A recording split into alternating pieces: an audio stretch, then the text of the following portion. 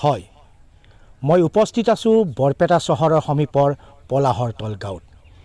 এই পলাহৰতল গাঁৱৰবাসীৰ এটাই অভাৱ, বহু বছৰ পুৰণি এটা অভাৱ। এই পলাহৰতল গাঁৱৰ পৰা যিটো দৌলাহাল বৰপেটা গুৱাহাটী সংযোগী ৰাস্তা আছে, সেই দুখন পলাহৰতল গাঁও আৰু এই দৌলাহাল সংযোগী ৰাস্তাৰ মাজত এখন গাঁও অৱস্থিত, এখন বহু পুৰণি গাঁও ভেৰালডি গাঁও। কিন্তু দুখৰ বিষয়, এই ভেৰালডি গাঁওখনৰ মাজত কোনো সংযোগী ৰাস্তা নাই, না পলাহৰতল বজাৰলৈ আহিব পাৰে, না দৌলাহাল বৰপেটা পথলৈ যাব পাৰে। এই মুহূৰ্তত তেওঁলোকে অভাৱ বাৰুকৈ অনুভৱ কৰিছে আৰু বিভিন্ন সময়ত তেওঁলোকে বিভাগীয় কৰ্তৃপক্ষ, চৰকাৰ নাইবা মন্ত্ৰী MLA বাৰম্বাৰ অনুৰোধ কৰিছে যদিও এতিয়ালৈকে তেওঁলোকে কোনো ধৰণৰ সুফল পোৱা নাই। এই মুহূৰ্তত ভিডিঅ' জাৰ্নেলিষ্টক মই স্থানীয় কিছুমান ব্যক্তি আছে, উপস্থিত আছে, ৰাইজ আছে, তেওঁলোকক দেখুৱাবলৈ অনুৰোধ জনাইছোঁ।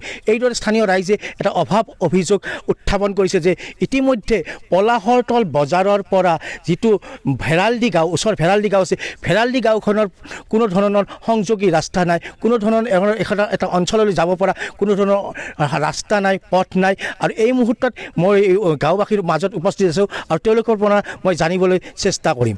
আচ্ছা, কওকচোন কেনেকুৱা মানে অৱস্থাই? আমাৰ অৱস্থা ইয়াতে পানীত হাঁহ নচৰা যেন হৈছে। আমি ইয়াৰ ৰাইজসকলে পলাহৰতল বজাৰৰ পৰা যিটো গুৱাহাটী দৌলাহাল যিটো বাট, সেই বাটত আমি যাব পৰা নাই। আমাৰ ইয়াৰ ল'ৰা ছোৱালীবিলাকেও অশেষ কষ্ট যন্ত্ৰণা ভোগে। বাৰিষা কালততো আমাৰ ল'ৰা ছোৱালীৰ লেখা পঢ়া বন্ধই থাকে, কাৰণ আমাৰ কোনো বাট পথ ইয়াতে নাই। এই বিষয়ে আমি সমূহ ৰাইজে আমি সচেতন হৈছিলোঁ আৰু মন্ত্ৰী মিনিষ্টাৰক কৈছোঁ, কিন্তু আমাৰ অভাৱটো পূৰণ কৰা নাই। গতিকে আশা কৰোঁ আমি যেন এনেকুৱা দুৰৱস্থাত যদি আমি অসম চৰকাৰৰ মানুহ, তেনেহ'লে আমাৰ ফালে যেন তেখেতসকলে দৃষ্টিগোচৰ কৰে, আমাৰ কামখিনি কৰিবলৈ অনুৰোধ জনালোঁ। হয়, এই মুহূৰ্তত স্থানীয় ব্যক্তিগৰাকীয়ে অসম চৰকাৰে অনুৰোধ কৰিছে যে এই অঞ্চলৰ যিটো অভাৱ, এই অভাৱটো যেন চৰকাৰে দৃষ্টিগোচৰ কৰে। এই মুহূৰ্তত আৰু স্থায়ী বাসিন্দা আছে, কি ক'ব এই মুহূৰ্তত? এই মুহূৰ্তত তাৰমানে আমি পলাহৰতলৰ পৰা ভেৰালডিৰ মাজেদি যিটো ৰাস্তা আমি বৰপেটাৰ পৰা দৌলাহাল গুৱাহাটীলৈ যিটো সংযোগী ৰাস্তাত আমাৰ যাতে জইন কৰিব লাগে, এটা আমি ব্যৱস্থা যাতে নতুন চৰকাৰে, আমাৰ BJP চৰকাৰে, আমি মন্ত্ৰী মহোদয় অনুৰোধ কৰোঁ যে আমাৰ পলাহৰতলৰ পৰা দৌলাহাল ৰাস্তা কেতকুচিৰ সংযোগী কৰি দিয়ে, আমি সেইটো কামনা কৰিছোঁ। কিন্তু আমাক বহুতো মিনিষ্টাৰ বা MLA আমাক আশা দিছে, কিন্তু আজিলৈকে কোনো মিনিষ্টাৰ বা MLA আমাক সেই আশা পূৰণ কৰিব পৰা নাই। দুখৰ বিষয়, আমি কিছুমান যে ৰোগীয়ে যে হস্পিটেলত নেওঁ, আধা ৰাস্তাতে কিছুমান ৰোগী মৃত্যু অৱস্থাত হ'ব লগা হয়। আমাৰ স্কুলৰ ল'ৰা ছোৱালী বা আমাৰ যাতায়াতৰ কোনো মাল বৰ্তক, আমি খেতিয়কৰ মানুহ, কোনো মাল চালেও আমি ৰাস্তাতে তুলিব পৰা নাযায়। কিন্তু আশা কৰোঁ যে আমাৰ BJP চৰকাৰ আমাক এই আশাবিলাক পূৰণ কৰি দিয়ে যেন, এই মই চৰকাৰলৈ মই অনুৰোধ জনাইছোঁ। স্থানীয় বাসিন্দা হিচাপে আপোনাৰ অভাৱটোৰ বিষয়ে কি ক'ব?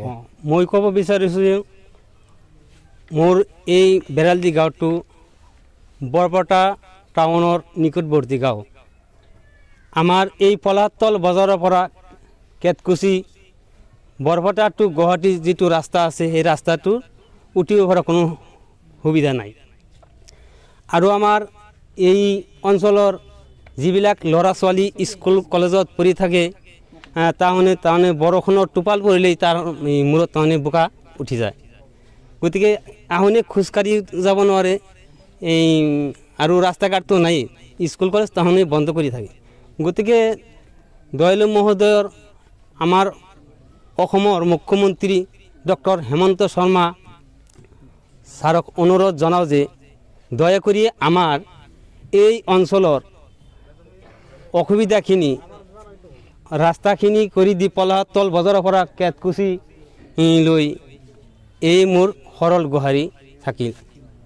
হয়, যিহেতু উন্নয়নৰ দিশত এটা দেশে দিনক দিনে আগবাঢ়ি গৈছে কিন্তু এনেকুৱা এখন পিছপৰা গাঁৱত এতিয়া উন্নয়নৰ মুখ দেখা নাই দুখৰ বিষয় এই পুৰণি গাঁওখনত এতিয়ালৈকে এটি পথৰ ব্যৱস্থা হোৱা নাই যাতায়াতৰ বাবে দুৰ্গম কষ্ট সহকাৰে ইয়াৰে সৰু সৰু কণ ল'ৰা ছোৱালীয়ে স্কুললৈ আহিবলগীয়া হয় বেমাৰ আজাৰ হ'লে নাইবা প্ৰসূতি মহিলাসকলে চিকিৎসালয় আহিবলগীয়া হয় হাবি জংঘলৰ মাজেৰে স্থানীয় ৰাইজে নতুন চৰকাৰ নতুন মুখ্যমন্ত্ৰীলৈ আহ্বান জনাইছে যে অতি শীঘ্ৰে এই দুখীয়াবাসী গাঁওখনৰ মানে লোকসকলৰ কাৰণে যেন দৃষ্টিগোচৰ কৰে আৰু অতি সোনকালে এই গাঁৱৰ পুৰণিকলীয়া অভাৱ এটি পথৰ এই পথটো যেন অতি সোনকালে ব্যৱস্থা কৰি দিয়ে নতুন চৰকাৰে